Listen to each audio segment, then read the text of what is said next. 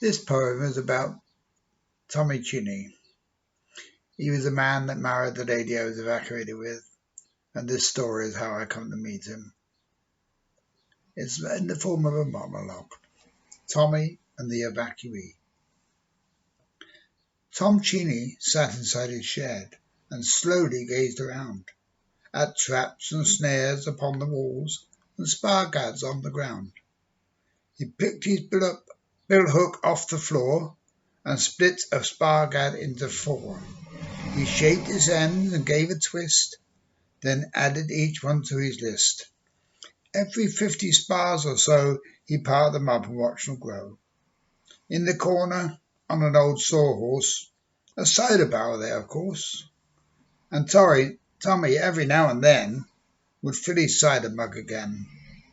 No wonder when he left his shed, Tommy was ready for his bed. Tommy was a thatcher man, skillful, proud, and weather-tanned. As he sat shaping his new spars, he heard a noise outside that jarred. So out he went and looked around to see what he could see, and found a boy of 10 or thereabouts up his tree. Tom gave a shout.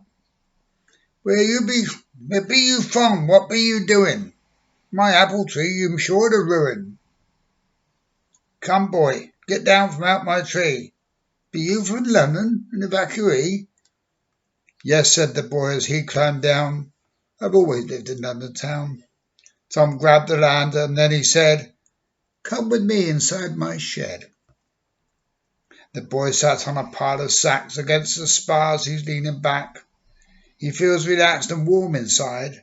When Tommy asked him, he replied, They said I'd be billeted with Aunt Edith, so they said. You mean you staying with Miss Mannel, the lady with the cocker spaniel? That's right, the boy said once again. He thought that he'd made it plain. He took the cup that Tommy offered, and every single drop he quaffed. Then listened to each Tommy's tale of snaring rabbits, shooting quail, hares and ducks and pheasants too, all things young lads would like to do. He sat there with the mug in hand and wished like Tommy's life was planned. It seemed to be no time at all till he heard Miss Manuel call. Miss Manuel knew our Tommy well. He'd courted her since just a girl, and though she now was 54, he still was courting her some more.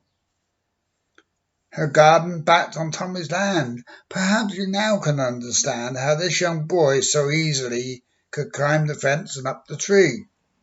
When Tommy heard Miss Manuel calling, he said, Come, boy, it's no good stalling. It's time to up and go off home. I'll come with you, you're not alone. The boy was shaken and at a loss, because Aunt Edith was oh so cross. You've only been here for a day, and I thought you'd run away. Aunt turned, someone to castigate, and then said to Tommy, Why is he late? His tea was ready on the table. I called to find him and wasn't able. Aunt and Tommy, unaware, had left the boy sat on the chair. Full of cider, warm at last, the young lad's eyes were closing fast. They turned to speak to him once more. The boy keeled over, hit the floor. Auntie turned pale. To Tommy said, Do you think he's ill? Perhaps he's dead. A doctor and a policeman came. The policeman took his age and name. The doctor checked the poor lad's skin. You'd best inform his next of kin.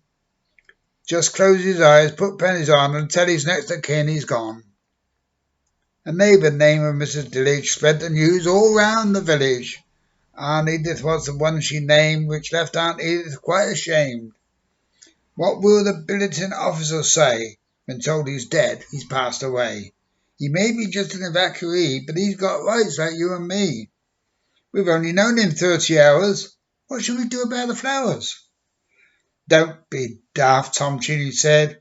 He's only drunk. No, he's not dead. With my cider satiated, not dead, he's just intoxicated. Then Auntie had stopped her weeping to find the boy not dead, just sleeping.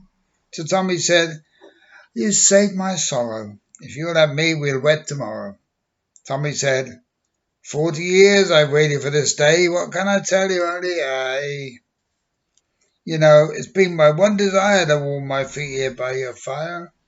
And though no children of our own, we two will never be alone. So now at last my story's done. Tom and Edith have a son. A family happy as can be. Tommy, Edith, and the evacuee.